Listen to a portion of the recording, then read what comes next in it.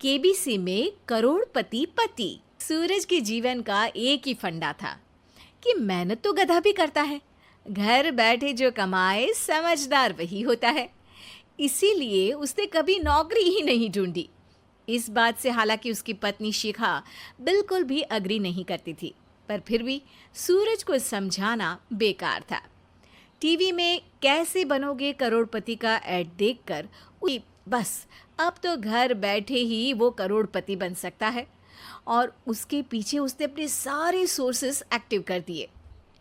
2 हफ्ते में उसके कलीग के साले के पड़ोसी के बेटे का सोर्स निकलता है जो कि उसे शो में पहुंचा सकता है, और सूरज उससे मिलने चला जाता है। अच्छा, तो हमें मुकेश जी बता रहे थे कि आप हमें शो में पहुंचा सकते हैं। हाँ, उसमें कोई तकलीफ नहीं है। मैं कल अगर कोशिश करूँ तो इसी महीने में आपका नंबर आ जाएगा। अरे ये तो बहुत बढ़िया हो गया। अच्छा, वो सिलेबस और क्वेश्चन पेपर का कोई जुगाड़ है क्या? हैं? उसका तो कोई जुगाड़ नहीं है। तो वो वाकई में कुछ भी पूछ सकते हैं? हाँ, वो तो बच्चन जी पर है, जो पढ़ते हैं वो पूछ लेते हैं। पहली कोशिश फेल होने पर अब सूरज के सामने एक बहुत बड़ा सवाल था कि आखिर जवाब कहाँ से लाए। तब शिखा ने एक सजेशन दिया, क्यों ना सूरज अपने चचेरे भाई सुमित से मदद मांगे, जो कि यूपीएससी की तैयारी कर रहा था। हालांकि इतनी मेहनत करना सूरज को समझ में नहीं आता था, पर कोई और रास्ता ना मिलने पर वो आखिर सुमित से बात करता है। अरे सुमित, हमारा कैसे बनोगे करोड़पति के लिए सिलेक्शन होने वाला है। तुम हमें थोड़े चिट बनाने में मदद करोगे क्या? अरे भैया, चिट बनाए तो सालों हो गए, उसमें हमारा एक्सपर्टीज नहीं है। बल्कि आप बोलो तो हम आपकी पढ़ने में ज़रूर मदद कर सकते हैं।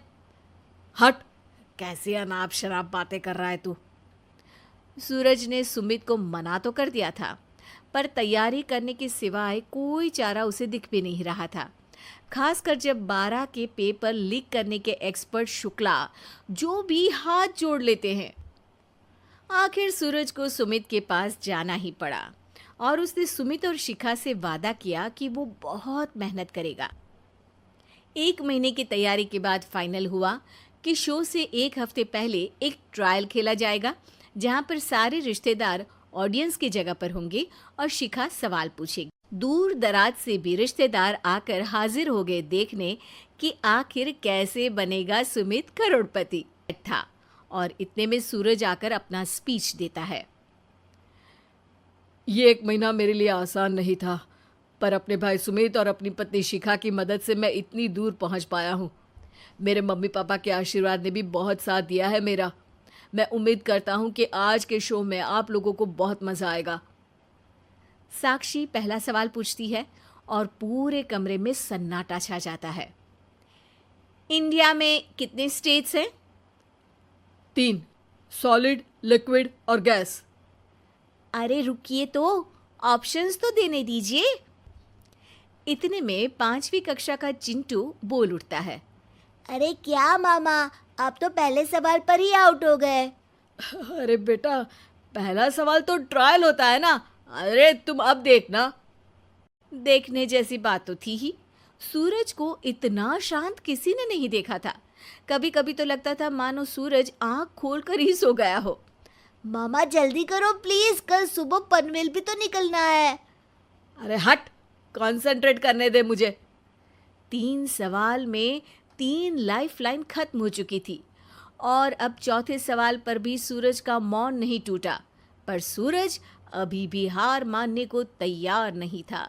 उधर हर कोई सूरज को छोड़ सुमित को देख रहे थे। आखिर सुमित ने ही तो पढ़ाया था सूरज को। गजब बेइज्जती है यार। अरे बेटा, तो बाप का, दादा का, भाई का, सबका नाम बुड़वाएगा। अरे 3 लाइफलाइन ले ली तो भी तेरा कुछ नहीं होना है। अरे कोई इतनी बात करता है क्या शो पर? अरे बेटा, शो पर तेरे जैसे भी तो नहीं आते ना। सूरज की ये जंग आखिर 1 घंटे बाद 5वें सवाल पर खत्म हो गई, जब उसने इंडिया के नेशनल बर्ड का नाम कहा, कौवा। अरे बेटा, मजा तो बहुत आया, बस थोड़ा टाइम पर खत्म होता तो आनंद भी आ जाता। ताने बारिश के बूंदों की तरह बरस रहे थे और सूरज को भी समझ आ रहा था कि ये करोड़पति बनना शायद उसके बस के बाहर की बात है। पर वो आखिर ये बात मान कैसे लेता?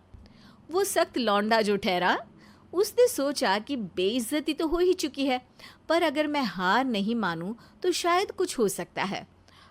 शिखा, तुम देखना, असली शो में आग लगा दूंगा, आग। करोड़पति बनूंगा मैं। हाँ, सब्जियां खत्म हो गई है घर पे, ले आओ। पहले पति बन जाओ, फिर करोड़पति बनना। अरे गजब बेइज्जती है यार। बेटा, अभी तो घर पर ही हुई है, 1 हफ्ते में तो तुम देश के सामने करवा कर आओगे। वैसे जब टीवी पर जाओ ना, तो बस अपने मम्मी का ही नाम लेना, ठीक है? कोई पूछे तो बोलना कि पापा नहीं है मेरे। अरे पढ़ाई की, पेपर निकलवाए, इतने सारे लोगों को खाना खिलवाया, क्या फर्क पड़ा? इसीलिए मैं कहता हूँ कि मेहनत तो गधा भी करता है, घर बैठे जो कमाए वही सिकंदर। लेकिन मामा, गधे भी जानते हैं कि हमारा राष्ट्रीय पक्षी मोर है।